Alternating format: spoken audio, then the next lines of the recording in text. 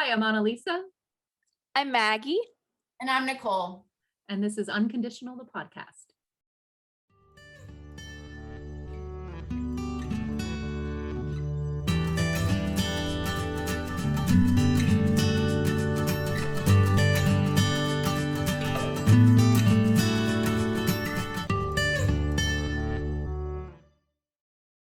Okay, so welcome to episode 3 of Unconditional, the podcast. I'm so excited about our topic today. It comes from day 3. I guess that's not a coincidence.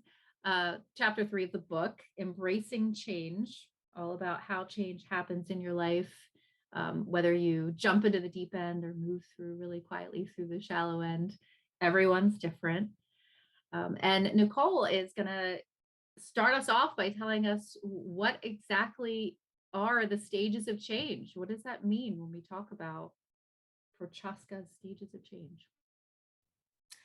So it is in regards to 5 stages that people typically move through when making a change in their life.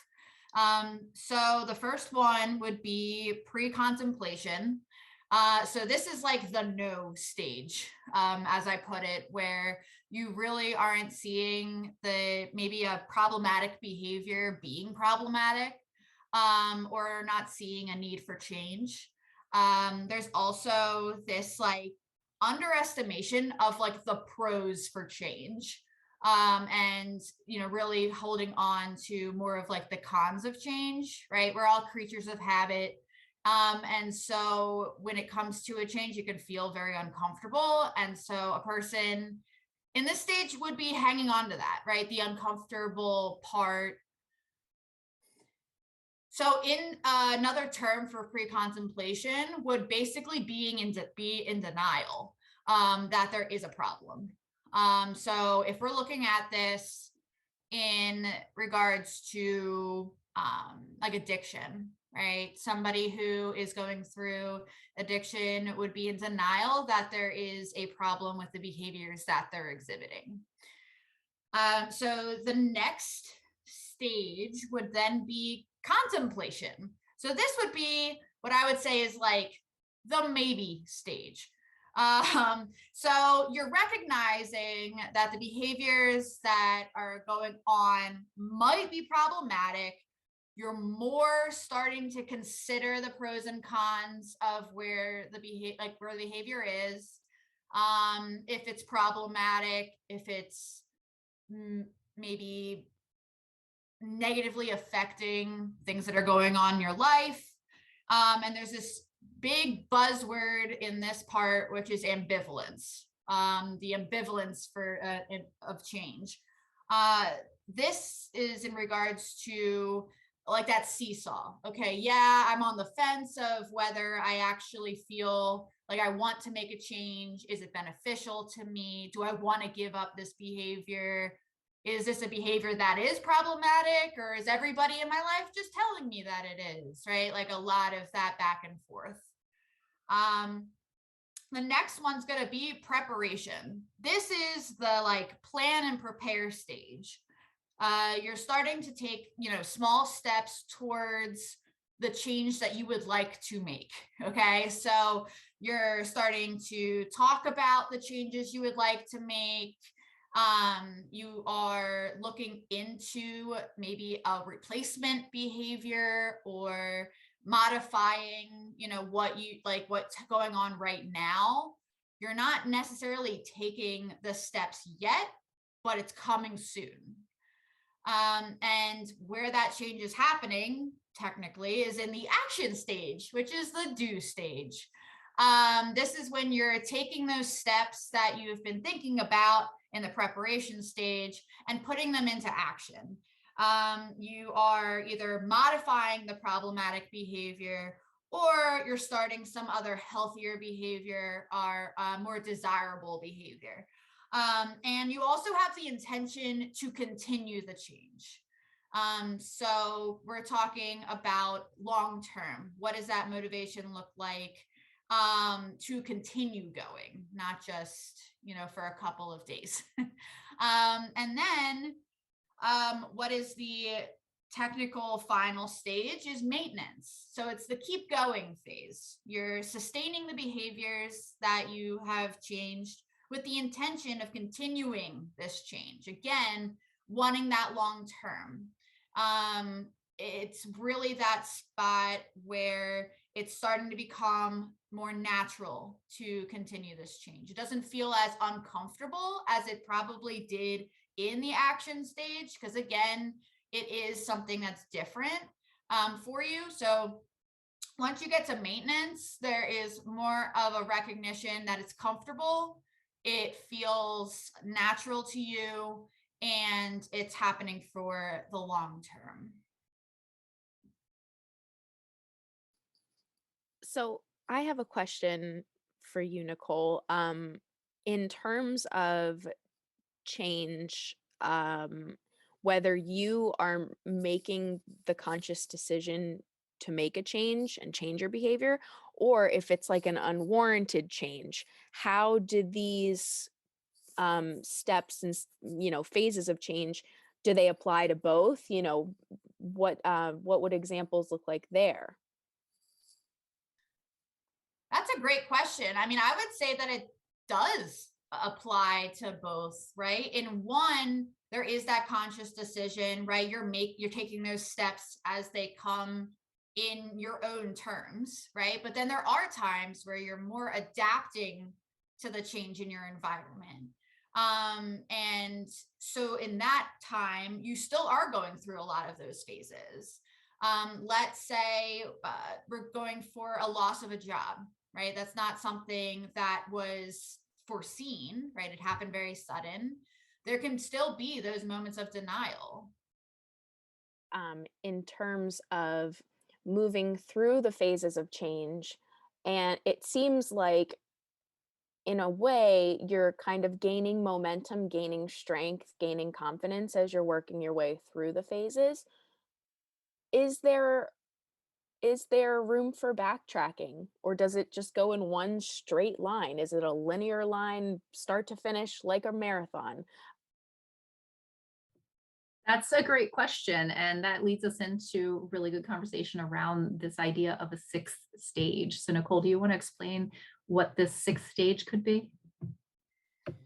Yeah, so depending on where you're looking, who you talk to, there are two, frankly, polar opposite six stages of change that could be occurring. So the sixth stage could be relapse or recycle, right? So maybe for funsies, you go back to a particular behavior, right? Maybe something has happened in life that has kind of made that more motivating, right? So like when thinking about drinking, okay, I've abstained from alcohol for months and months, and I go to a party and, oh, well, you know what?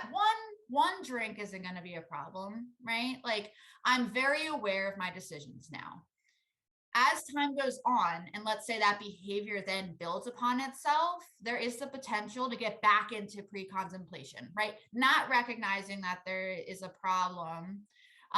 Or maybe you're going into contemplation of like, maybe that wasn't that great of a decision, and maybe I should go back to meetings, or I should reach out to my sponsor, or I should scale back on my drinking. So there is the potential for behaviors to come back up. And that could also go in the same direction of maybe there was a loss, or there was a big stressful situation that came up that also sparked that drinking, right? So if that was a main way of coping for such a long time, even with a time of abstinence from alcohol, there is still the potential that it could be that comfort that coping. And so, okay, I haven't gone through this type of situation before with being sober. And so it feels comfy to go back to that thing that brought me so much. So there is the potential for that backslide. On the other part of that is this other sixth stage that's mentioned, which is called termination. And so termination is basically the ending of the problematic behavior. You're so far into maintenance stage that you have passed the threshold of it no longer being even a thought in your head to go back to that previous behavior. So thinking about alcohol as the topic, you have abstained from alcohol, that going anywhere, going into any stressful situation, dealing with certain things in life, alcohol is no longer a thought in the back of your head of a way to cope. Feeling anxious, stressed, or overwhelmed? Join local Montgomery County author and animal-assisted therapist Annalisa Smithson for a 21-day journey of compassionate, playful self-discovery. Readers will relish this timely, easy-to-digest pilgrimage of self-love, which Smithson offers through 21 snack-sized chapters that can be easily digested before breakfast. For a limited time, Annalisa offers the ebook version for absolutely free.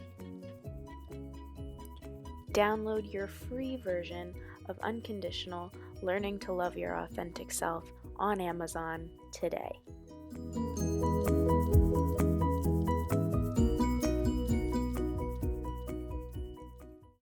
I'm wondering if it would be helpful for folks to hear an example. If anyone wants to share an example of a change that you've gone through and maybe tell us about it and where you are in the stages of change.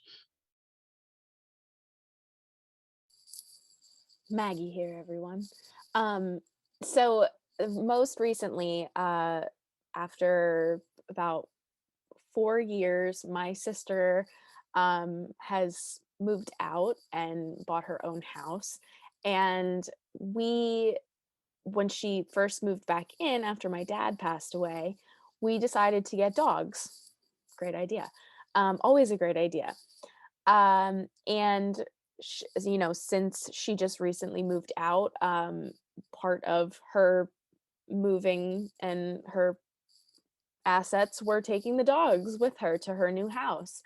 And I, in the beginning of the stages of it, I was like, actually, something that I did a lot was, what's going to happen when this change does occur?